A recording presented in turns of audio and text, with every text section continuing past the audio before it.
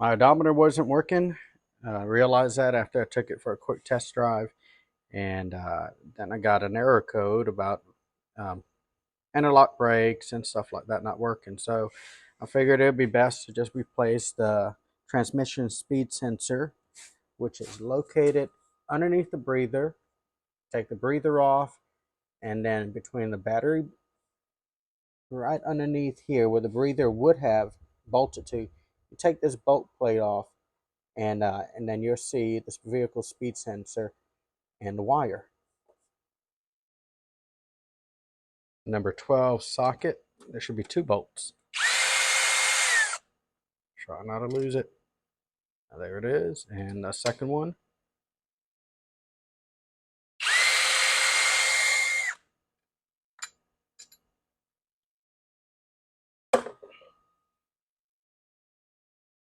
And there it is. I see something right away. This wire connection, this pigtail, it's all broken. So that may be the biggest problem. I mean, look, I can bend it and it's showing a big crack. There's a 10mm bolt. So take that off, pull the sensor out. All right, once I remove the bolt, wiggle, wiggle, wiggle, and up it comes. And there is the vehicle speed sensor for the transmission. And you can even see the little gears and that red fluid. That is so pretty because that means that fluid is good. All right, new vehicle speed sensor. Now, I will tell you, sometimes this O-ring right here is a little bit too big. I don't know why. So it's always good if you start having trouble trying to get it to seat all the way down.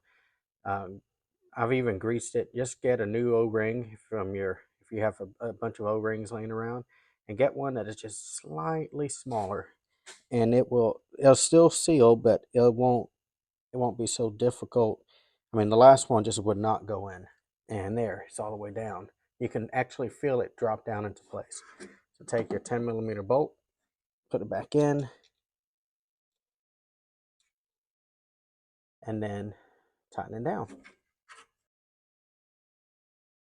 I realized that pigtail was going to be an issue, so I went ahead and ordered a new pigtail to go in place of it. Let's test fit it to make sure that it's the right one. Oh yeah, fits like a glove. All right, so I stripped these about a half an inch, well, a quarter an inch back, and I like these right here, maybe a little bit more, and expose that copper, and then twist it. I guess we're just going to use some crimpers. Now, let me show you something. Bring the heat. Okay, slide it on, crimp down as tight as you possibly can.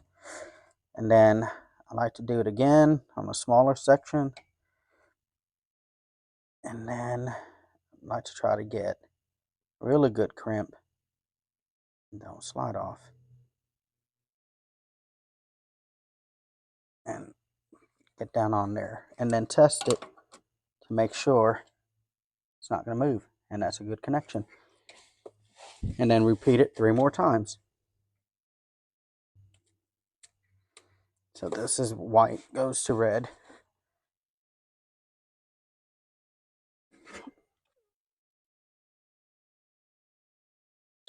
That didn't do quite right.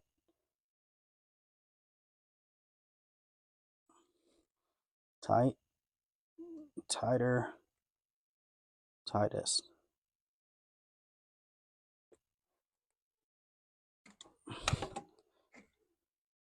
Okay, one more time. I've learned something though.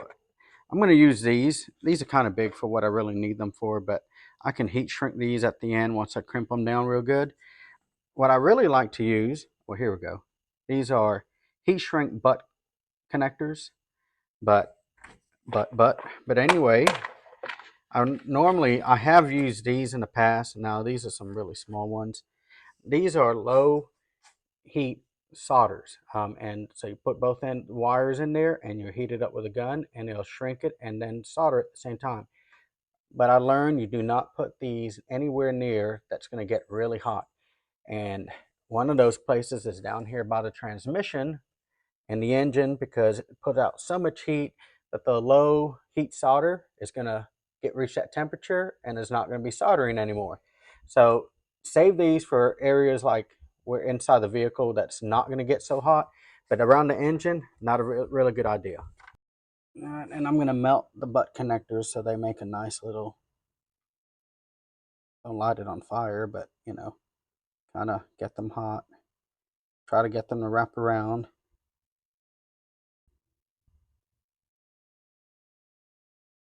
It's not going to be perfect. These are a little bit too big. Okay, I think that's about as good as it's going to get. Try to keep a lot of that moisture out of there. But now I'm going to reattach everything and see if the vehicle speed is registering. All right, it's dark out here, so let's give it a little, see if the speedometer starts working.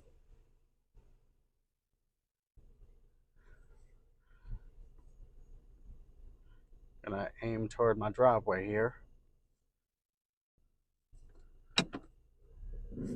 And moment of truth. There it goes. All right, that's taken care of. See if I can't get this light turned off. Well, oh well. Just driving it through the woods. I mean, well, through my front yard here. It's bumpy. And no, I'm not out of gas. That's the next thing to fix. If you found this informative, helpful, or even entertaining, please click like and subscribe. That way, every time I post something new, you'll be one of the first to get it. From Mailman Mechanic, I'll see you at the mailbox.